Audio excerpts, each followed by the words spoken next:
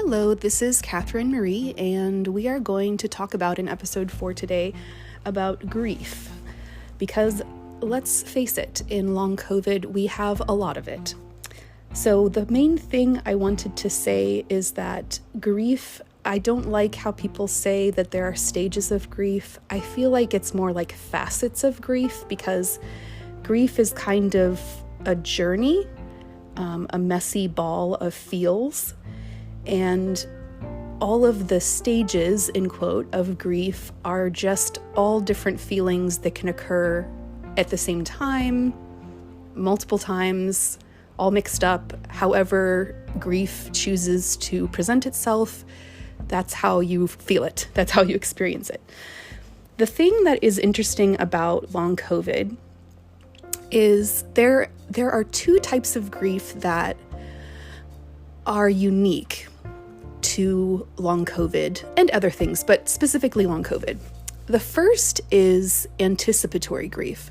So I've been in school for a very, very long time, and I love what I do. And the idea of not being able to do it anymore, that is a great loss to me. And nothing's gone through yet, but if I end up medically retiring, like just thinking about that, not being able to practice as a nurse practitioner anymore, or even as a nurse anymore, that is a huge, like every time I think about it, my brain is just kind of like, whoa,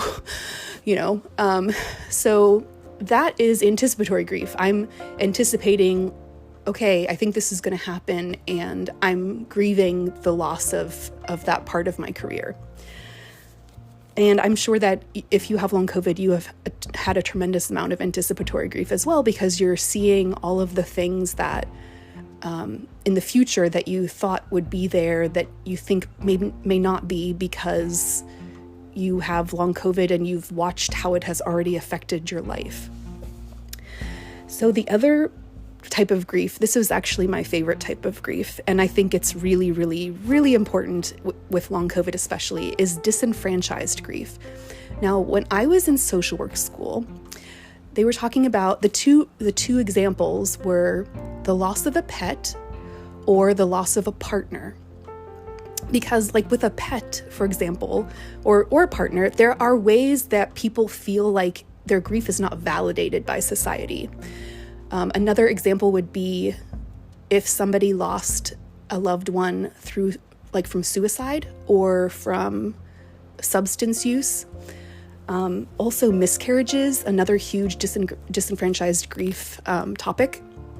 So with long COVID, the reason why it's disenfranchised grief is because I feel like I'm talking to the choir here, but we know that like we look pretty normal from the outside.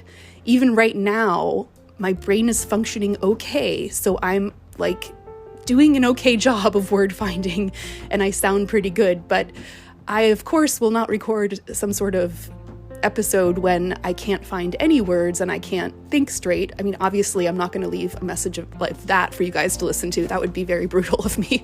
But yeah, the disenfranchised grief is that we look normal. It doesn't look like we have any huge disability. I know for myself, when I start to feel bad, when I start to have a flare on top of my regular symptoms, I try to get home as fast as possible, because there have been times when I have been stuck somewhere, unable to drive because I'm feeling so poorly, and have had to, get an Uber home or something, and then have someone pick up my car later. And that is really, really disruptive with your life, obviously, but it's also really embarrassing, because people look at you like, what is with her? Like, why is she, like, I don't know. Everybody has their own symptoms and their own like way that long COVID presents with them. But for me, when I feel really, really tired, I can barely sit up. I mean, it's like I need to be flat on my back in bed. And I think that a lot of times when especially earlier on when it was much more acute. I still have it, but it's not as often now since I'm not working. But I would come home from work and I would just pass out on my bed for hours. And then I would sleep from the moment that I got home to the moment that my little one would wake me up. And I'd go to work and work my butt off and then come home and pass out again. And my daughter and my husband were not getting any of my actual attention. And I felt like a horrible wife and mom, like just horrible. But I was trying everything I could to continue working because that's what I felt was important and valued, you know? So now that I'm not working full time, actually I'm not working at all right now. I'm on workers' comp. That is why I think I'm not passing out on my bed as often, but I still have to take naps between everything. Like after I'm done recording this little bit, then I'll probably have to take a nap. And then if I try to work on something else, I'll be able to work maybe 30 minutes, 90 minutes tops, and then I have to rest again. It's like I guess I don't need to be telling you guys this, you know this, right? But the point is you have this huge thing that you're dealing with that is invisible to everyone else. And when you go somewhere to a party or something, they look at you and they're like, how are you doing? And you're like, oh my gosh. And you try to kind of explain, but they just have no idea. And it's hard to explain what long COVID is like. And sometimes I'm trying to explain the symptoms and it just sounds like this hodgepodge of things. And it's frustrating. It's really frustrating because I feel like only if you have long COVID do you kind of get it. So this is why it's disenfranchised. And disenfranchised grief has a higher risk of becoming complicated grief where you get stuck. Regular grief in and of itself is not pathologic. It's really good. It's part of the journey. It's a process to work through the loss of something. When you get to the point where you're stuck and you're starting to have more symptoms of depression, or you're just, I don't know how to explain it, but you just feel stuck. You can't move forward. There's something keeping you from continuing to process things. That's when it's really helpful to reach out for support. And I know in the previous, I think in episode 2, we talked about how to get help either from your primary care provider, a psychiatrist, one of the other mental health providers that I'd mentioned, or therapy. There are lots of great types of people that you can go to for therapy. There are licensed marriage and family therapists. There are social workers. There are, I think, the LPCCs, PhDs in psychology, PsyDs. There are many, many types of professionals who can help with different types of therapy.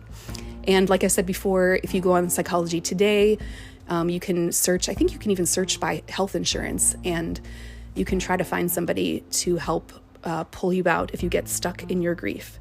But anyway, I just wanted to explain because I feel like most people don't know what disenfranchised grief is, and I feel like giving it a name and explaining it helps validate it and helps you feel like, oh, okay, like, yeah, this really, really is rough. And this is not just a typical grief thing. This is like, this is beyond, this is more complicated than the typical grieving process, because we're grieving our past lives, we're grieving the future. We have a ton of uncertainty, and we feel completely invalidated by society in general. And frankly, it feels like everyone's just kind of moved on, and so many of us are just stuck in long COVID land, and we're just like, is this going to be forever? Like, hey, what about us, you know? So Anyway, I hope that is helpful, just the concept of disenfranchised grief, and also just that grief is just a hodgepodge of all different feelings. You can have feelings that don't even fit together at the same time. Like, for example, you can be happy but also sad, or angry but also at peace, because different parts of having long COVID, like, for example, I'm really, really sad that I don't get to be at work because I love working. I always have loved working. But on the other hand, I am grateful that, that I'm on workers' comp. I'm grateful that I get to spend more time with my family, because for the last, year and a half when I was working full time with long COVID, they did not get much of me at all, because all of my energy, even like the weekends, I was just sleeping, like just to be ready for Monday. So I feel like there are, pros and cons to everything, of course. And that's why it's okay to have seemingly conflicting feelings at the same time. Anyway, I could probably write a book on grief. Actually, I did, but I just didn't publish it yet. I don't know if I ever will, but it's definitely a topic that I really, really respect, and I like explaining to people and talking to them about it because I think it can be really helpful. Anyway, that was a little bit long today, but I wanted to just give you a really quick synopsis of grief and why you may be feeling particularly crappy, even beyond what the typical person might feel if they were grieving the loss of something. Why long COVID, it's extra hard, I think. So hopefully that validated how you were feeling, and I hope you have a good rest of your day, and that is all for now. Thank you very much. Take care.